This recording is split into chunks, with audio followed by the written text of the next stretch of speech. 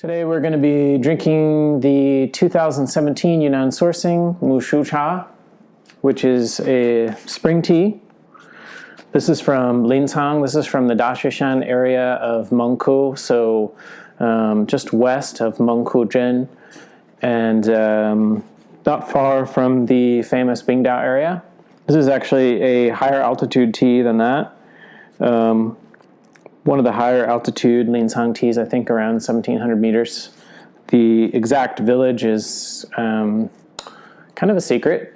I've never really shared that, but it's from that area.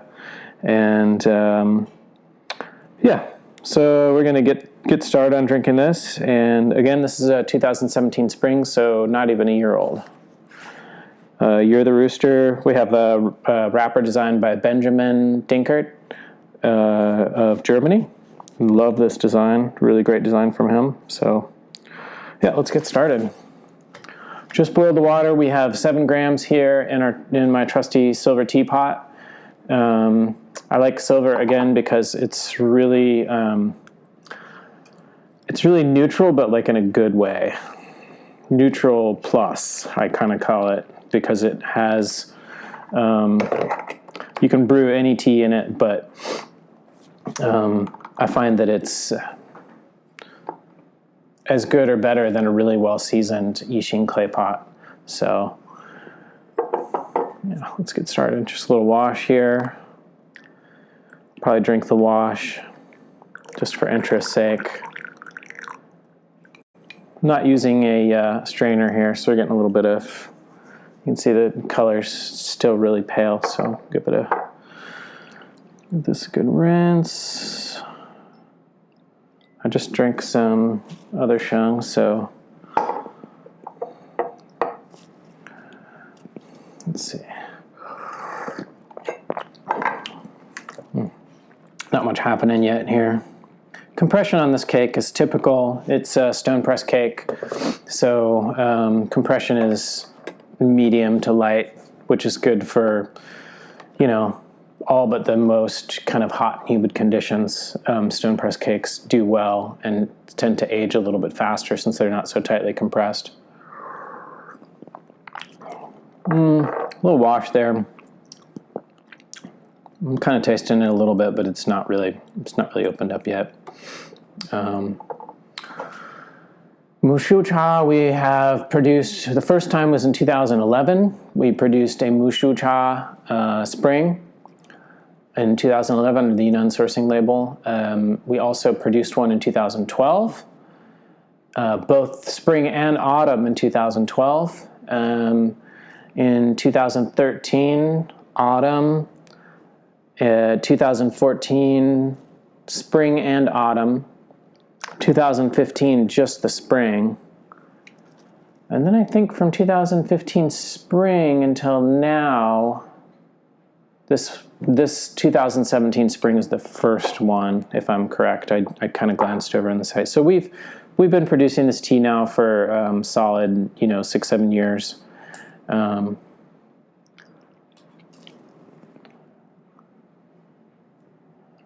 One of the more powerful teas, and also one of the more expensive teas from Lincang.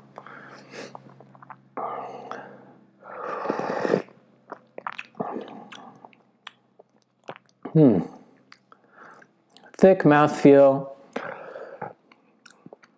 Definitely astringent and bitter up front, but quickly fading. A little kind of a nice sweet aftertaste.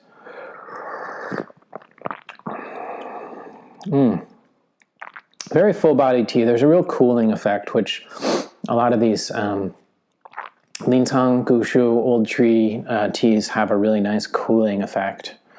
So it's kind of hard to describe it. It's like that hits your mouth, and then there's this nice cooling, but not drying feeling. I gotta get going here. I always forget to load up the next one. It's not necessarily bad to let the leaves sit, actually, or even let them sit with the top off, but for the sake of brevity, I want to keep the infusions going here. Yeah, so some similar teas to Mu Shu, similar area. would be, well, Dashuishan, Big Snow Mountain, and I'm referring to the Mengku Dashuishan area. There's also a Dashuishan in Yongde, which is the far south of Lincang. Some other ones would be Nanpo and Bingdao as well. Another area kind of close by would be the Dijie, which actually we pressed our first Dijie cake for the autumn of 2017, which we're going to list in the next few days. So take a look for that. That's a phenomenal cake as well.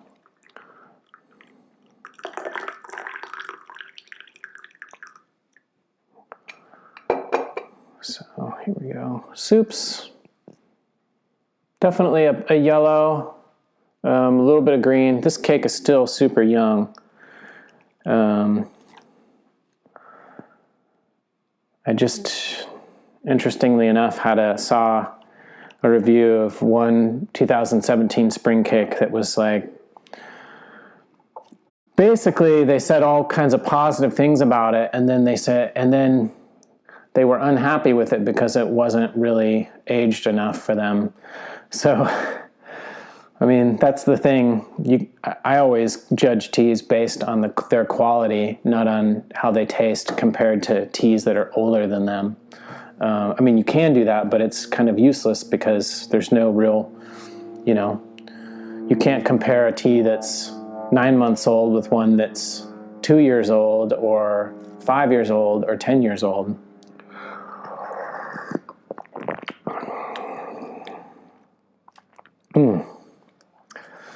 There's a nice kind of almost spicy, sweet broth. Nice body.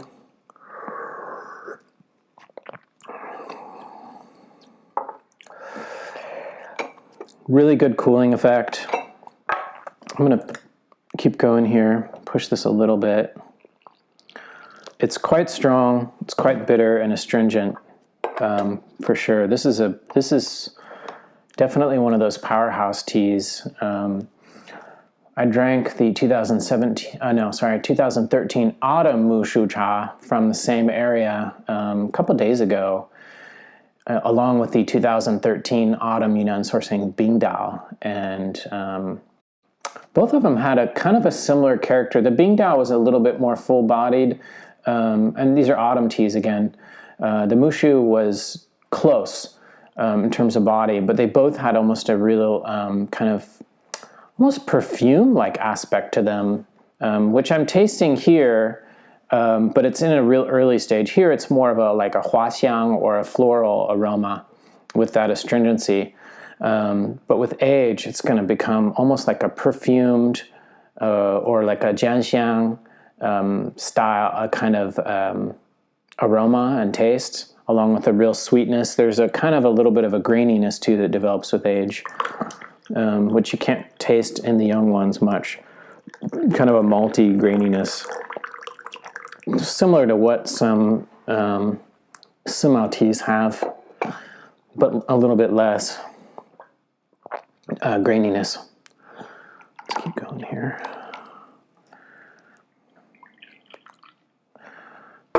Load it up again.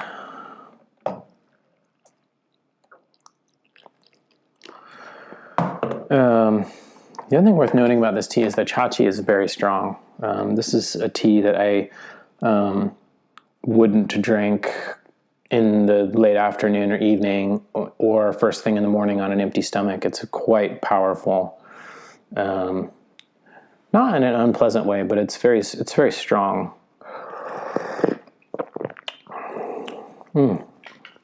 This steeping, I think, is the best so far. It's really kind of hitting all the notes now. The leaves are fully opened up. There's like an oily, almost like a nutty kind of oily, pungent bitterness to it in the middle of the tongue.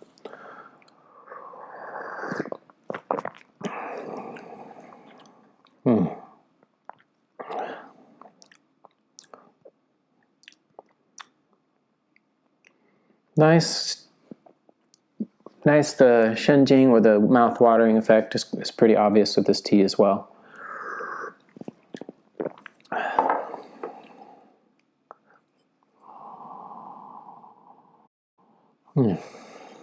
Really clean tea as well. I'm not noticing any like burnt bits or anything like that. Very well processed, although hand processed in a wok. This particular tea grower, and the person who grows the tea is also the person who processes the tea. And I've never had a tea from him that I thought was processed incorrectly. Of course, certain harvests and times of year are better than others. Obviously, the spring is going to trump the autumn in terms of power. But very well processed. Not getting any kind of burnt bits or off notes at all. It's very clean, pure tea.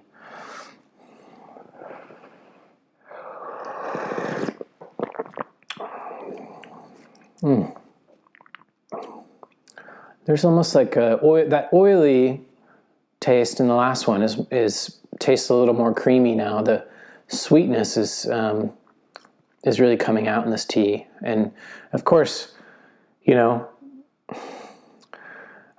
to me these teas are all kind of like tripolar teas, and that they've got two to three, four even polarities, and that they're pulling, you've got sweetness, and you've got floral, and you've got bitter, and you've got astringent, and they're all kind of interacting with each other, and they tend to kind of take turns kind of pulling you a little bit, although in the middle steeps, the differences between these different polarities are minor, especially with a nice stable tea like this.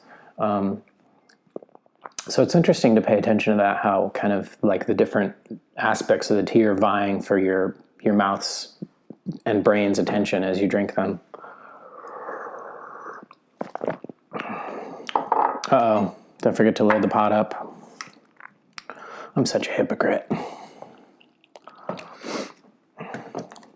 The other thing that I did just there, which I did completely on accident, which is I overfilled the pot and it pushed out some of the water. Try to avoid doing that. I don't like to do that. I just didn't have good control with my arm. So try not to put the water in and have it overflow, because you're just pushing out. See, when the tea is sitting there in between steepings and you've emptied out most of the water, there's in fact still water and oils and stuff. They're kind of finding their way out of the tea, hanging out in the teapot, clinging to the tea and the sides of the teapot. So if you overfill the pot and it flows over, then you're just basically diluting and losing some of the good stuff of your tea when you do that. So try not to do that. It's funny that I said that I was being a hypocrite by chiding Xiaoyao to fill the teapot in one of our last videos, so that we wouldn't spend too much time waiting. And then right after I did that, I overfilled the teapot. So hardly a tea master, that's for sure. I'm also a firm believer that tea masters don't exist. So I'd welcome your comments on that. I don't subscribe to the idea that tea masters exist, although I think there are tons of knowledgeable people in the tea world, many more knowledgeable than me. But everybody plays a different part, and I think that there are people in Yunnan who, like the gentleman who grows and processes this tea, and he's a tea master in his own right, but he would never refer to himself as a tea master, and I wouldn't refer to him as a tea master. He knows how to process tea. He knows how to grow tea. He knows he knows a lot, and he knows a lot about the tea that and the teas from his area. But his knowledge is incomplete in other areas, just like mine, and just like so many other people. So, anybody that tells you that they're a tea master, or even allows themselves to be referred to as a tea master, I would be highly suspicious of. So, take that with a grain of salt. It's always important, I think, to have multiple sources of information, and to don't necessarily just outright take somebody's word for it. Investigate and compare, and that's kind of how I've approached teas, which is, recognizing that everybody has their truth, and the people that are in, that drink the teas, and people that make tea, and people that age tea in China, and growers and others. I listen to them. I try to figure out what is the truth. Not to say that people are intentionally trying to mislead me or anything like that, but just using logic and critical thinking, and kind of putting together things for yourself. I would highly encourage that. So don't take my word for it. And I think the other really important thing is you have to really let the tea speak for itself. I can talk about this tea, and other people can say it's great, or other people say that it sucks, or whatever, but I think ultimately only you can experience it. You can't experience it through somebody else. So that's my spiel for this particular video.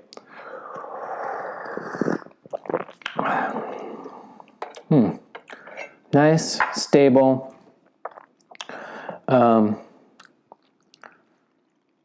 The astringency and the bitterness is building. Sweetness faded a little bit, although it's more of a after, or 回天, as they say, or after returning sweetness in this particular steep. It's also kind of hard to tell what's going on in my mouth because of the previous infusions are so strong that I've got mouth watering, and the feeling of the tea is still very strongly in my mouth. This tea, to me, is very much about an experiential tea. It's very much about how it feels. I think it's hard to pin down a lot of what's going on. So again, back to my experiencing the teas, letting the teas speak for themselves. I don't sit down and drink these teas and say, oh, this tea is this, and this is what I'm going to charge for it. The prices of most of all the teas that we sell, especially under the Yunnan sourcing brand, and in general on our website, we have a set markup. So the tea costs what it does typically because of A, how much it cost when we purchased it, and B, how old it is. So over time, the teas increase in price. Of course, like for the Yunnan sourcing brand, every year I increase the price. The spring teas, I increase the price on or around March 15th, and then the autumn teas, from the previous years, I would increase the price on September 15th. So keep that in mind if you are shopping and wanting to get some teas, like spring teas, in particular the 2017 spring, 2016, 2015, etc. Anytime between now and March 15th would be a better time for you to pick those up. So in terms of the other teas that we offer, the prices often typically increase because we've sold out of stock, and we have to repurchase stock. We don't, have 10 years of stock or 5 years of stock just sitting in our warehouse of whatever Monghai, Xiaoguan, whatever kind of tea, especially older tea that's expensive. So if you see those prices increase for those teas, it's simply because we repurchase them from the whatever supplier that supplies them to us at an increased price. So there's no conspiracy. It's just, we don't want to lose money. So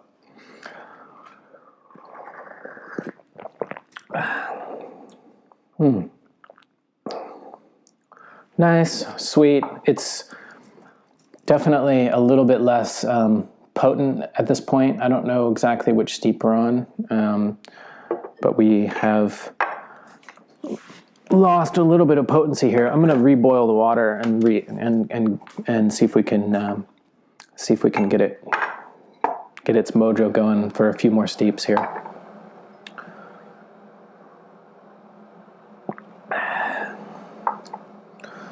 But not much else to say. I always want to share, through the teas, because when I'm drinking the teas, it tends to stimulate certain thoughts and certain ideas that I want to put out there. But I certainly am open to any kind of comments, and if you have comments or you have questions or whatever, just leave them down below the video there, and I'll take a look. So, waiting for the water to re-steep. We really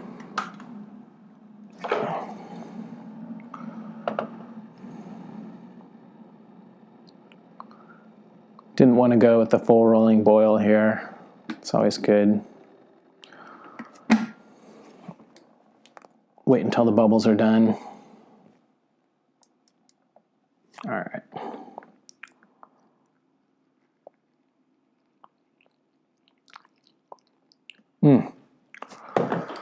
This tea is really strong. I'm definitely feeling it.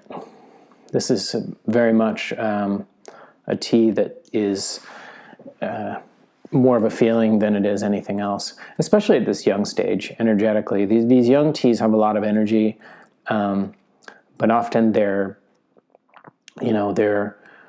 taste and aromas and things like that are often kind of in an awkward, new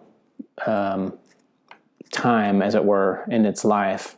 I know a lot of people prefer teas that are young, and I do too. I like them when they're really young, but I also think that every year they're changing. Every even 6 months or year, or they're just constantly changing.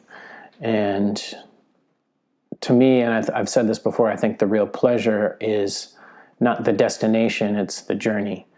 And I think that's very much the case with getting enjoyment out of these teas, because, if you're just waiting for this pinnacle, like, oh, I only want to drink aged teas, yeah, that's fine, but I think you're missing out on the whole journey where, you're able to have that relationship with the teas as they age and see how they change. And I think really gaining knowledge about pu'er,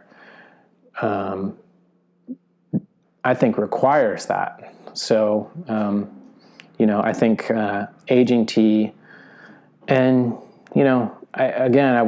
I've talked about this in other videos, but aging tea is it's not a rocket science, and it can be done by most anybody if they have the space and the time and the willingness to do it.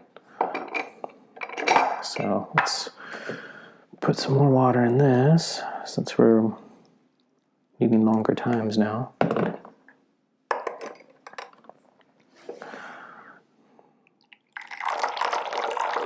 Nice high pour there to cool it off a little bit so I don't burn myself.